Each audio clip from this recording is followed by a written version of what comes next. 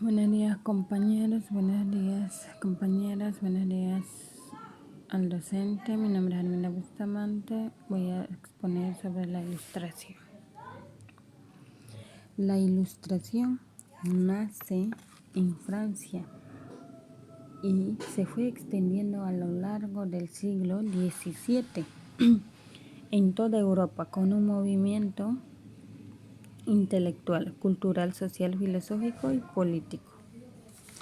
También conocido como el siglo de las luces. Según los filósofos iluministas, esta forma de pensamiento tenía el propósito de iluminar las tinieblas en que se encontraba la sociedad. O sea, decían, solo podemos conseguir la felicidad del ser humano si confiaban en la razón y no en las supersticiones como la religión, magia o leyendas. ¿Por qué se llamó entonces ilustración a esta época? Su nombre proviene de la idea de que la ignorancia es la oscuridad y la razón y el conocimiento es la luz.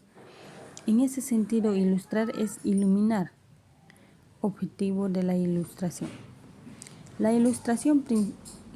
idea principal proponía iluminar a la humanidad con las luces de la razón. Origen del movimiento iluminista.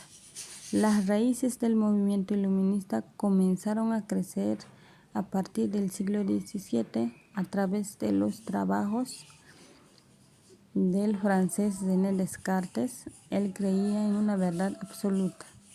Su teoría llegó a ser resumida y la más conocida en la frase "pienso, luego existo". Características de la ilustración. El movimiento iluminista exaltó el poder por la razón sobre la fe y la religión. Racionalismo. Lo que se puede observar y procesar con la razón es la verdad.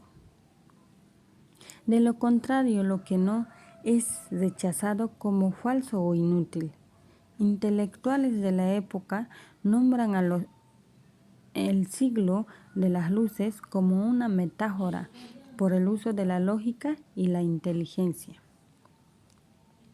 También llevó a la lucha contra las supersticiones. Por eso, este siglo termina la denominada caza y quema de las brujas. Búsqueda de la felicidad. La naturaleza ha creado al hombre para que sea feliz, pero esta naturalidad debe basarse en la libertad e igualdad ante la ley. Cuando nos citan la igualdad, no se refieren a la economía o a lo económico, sino a la política y legal, o sea, igualdad ante la ley. Creencia de la bondad natural del hombre. Los filósofos de esa época creen que el hombre es bueno por naturaleza.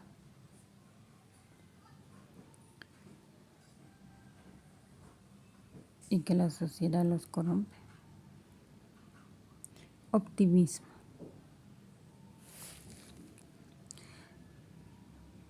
Se piensa que la naturaleza lo hace todo bien. Se ve a la naturaleza como una especie de máquina perfecta.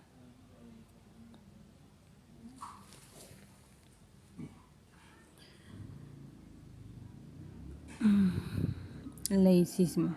Estilo de vida sin una religión en particular. De virtudes muy cristianas a deístas y laicas. De amor al prójimo por amor a Dios, a amor al prójimo por el hombre mismo. Creen en la existencia de Dios, pero no necesariamente practican la religión, y además niega la intervención de Dios en el mundo. Dios no interviene en los procesos del mundo, las leyes políticas sí. En donde nos dice que nunca hablan de caridad. Al decir amor al prójimo o a Dios, más al contrario, amplían la palabra filantropía, donde nos dice amor al hombre mismo. También tenemos características políticas y económicas. En lo político, este movimiento dijo que el poder del rey debe ser limitado por un consejo o una constitución. En las características económicas, en el plano económico se dieron dos movimientos, siendo el más importante o prominente el liberalismo, teniendo como creador a Adam Smith. En esta época teníamos dos clases de sociedades enfrentadas, donde estaban los privilegiados, la nobleza y el clero, y los no privilegiados. En los privilegiados teníamos al de la nobleza y el de clero, donde ellos no pagaban impuestos, solo ellos ocupaban los cargos altos, solo eran o son la minoría de la población.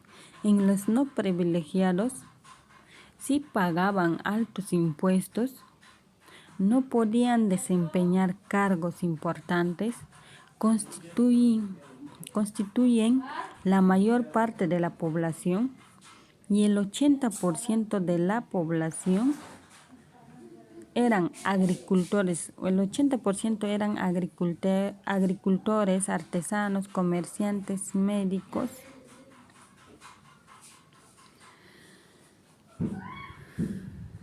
Bueno, los representantes de la Ilustración, bueno, solo los principales representantes, después hay varios también. Tenemos como Jean-Luc, Voltaire, Montesquieu y Rousseau. Jean-Luc fue el padre de la Ilustración. Su obra principal fue el ensayo sobre el entendimiento humano. De Voltaire se destacó por las críticas al clero católico, defensor de la libertad de expresión, de la separación de la Iglesia y Estado. Él decía que la Iglesia y el Estado no podían estar juntos. Tenemos a Montesquieu en su obra El espíritu de las leyes. Él tiene mucho que ver con la división de poderes, en donde está el legislativo, ejecutivo y judicial.